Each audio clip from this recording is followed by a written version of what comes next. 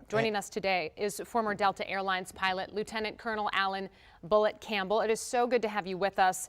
Again, we're terribly sorry for the circumstances, but thank you for joining us. I wish it were a better circumstance also. Yeah, let's talk about the traffic at the airport. That is something that's come up time and time again, that there is a significant amount of traffic at the airport, but in particular, that DCA is a difficult airport for pilots to land.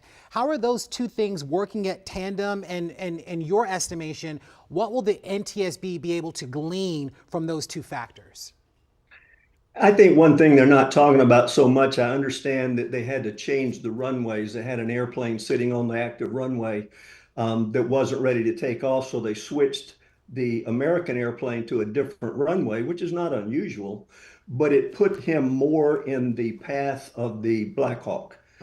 The Black Hawk apparently was a little higher than they normally are. I understand they're supposed to be down at like 200 feet. I understand now that they might have been 350 or 400 feet. That doesn't sound significant, but it can be catastrophic. And so this will all be uncovered with this investigation. I was watching the NTSB. They're just in the open door phase of this. They don't know a lot. They won't say a lot until they actually have the information. And there's a lot of things to prove. There's recordings on the commercial plane. There might be recordings on the military plane. I don't know. But a lot will be uncovered and they'll figure out why this happened. Lieutenant, I know that you specifically have flown in and out of DCA many times before. Can you kind of walk us through what that experience is like and how kind of delicate and precarious it can be if you don't time things correctly? Right. It's a unique airport. A lot of airports just have open territory all over the place, like Dallas and Atlanta and Los Angeles. But when you go into that airport, you have to go up the Potomac River.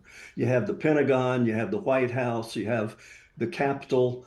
You cannot be over the land area. And so they prescribe that you go up the Potomac, which means you do a few little curvy turns heading up to the runway.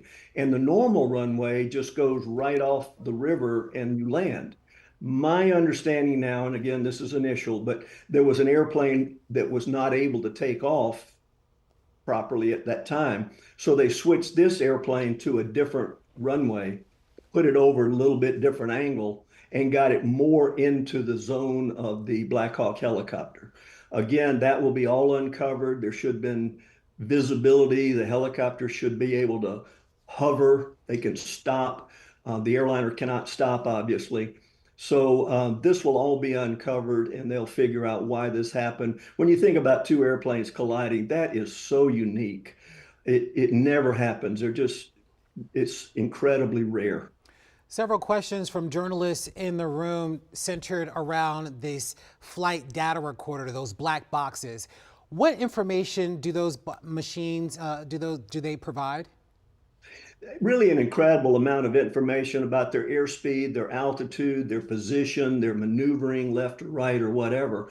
It'll just put the whole code of what they were doing as they approached the airport. But you have to remember that a commercial airplane is very predictable. They have flaps down, they have landing gear down, they have their speed reduced. They don't have a lot of maneuverability at that point, and they're low altitude, so they can't go down. They can go left, right, or up, but nothing abruptly. So they have the screens up there that'll tell them their collision potentials and whatever, and it might have given them a warning about the Black Hawk helicopter, but it may have been too late for them to actually take a maneuver to avoid the helicopter. Again, this will all be uncovered, and it's just a critical situation. And when they talk about the pilots of the helicopters perhaps having the visual lenses on, the night vision goggles, that may be a factor also. So there's a lot to be uncovered. I wanted to ask you, just on an emotional level, given your background as a pilot, your expertise in that realm, when you watched what was unfolding yesterday, what went through your mind? Walk us through some of that. It's just always sad. I turned the TV on early this morning and it popped right up on the screen at 4 a.m. And they talked about it constantly. And the tragedy is it's so rare. It's so unusual. It's the safest way to do transportation on this planet. Driving in your car or taking a taxi or walking in some areas is much more dangerous. And so when this happens, that's why it gets so much attention, because it's unique. And so, I was watching it uncover. And then you think, well, but the pilots have to continue flying. The passengers have to continue riding. The flight attendants have to continue working. And so people are just so incredible that they can see this, realize it's unusual, should not have happened, very, very rare. And so you just have to move on. And I think so many of us are just trying to process, understand what exactly unfolded yesterday here in the nation's capital. And once again, we certainly appreciate your time, your expertise, and we're sorry to be meeting you under these circumstances. Thank you.